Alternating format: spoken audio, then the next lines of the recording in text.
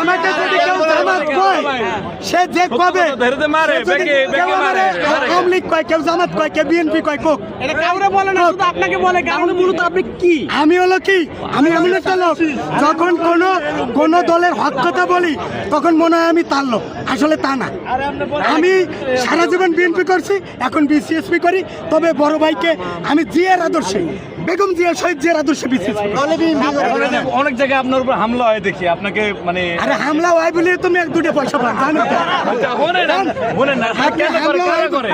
আপনি করেন, আপনি, আমি তো আপনার হামলা করি, ওই যে হামলা করলে আপনার দুটো ভিউ হয়, জান? মানে এটা লেগে না, এটা খুব জানেন না, একটু জানেন ভাই, যারা হামলা করবেন হামলা করেন।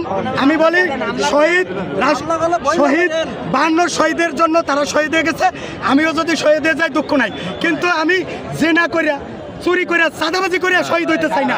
আমি দেশ ও জাতির জন্য হামলায় যদি শহীদ হই, তাতে আমার গর্বের বস্তু। ভবিষ্যতে প্রধানমন্ত্রী হওয়ার আমি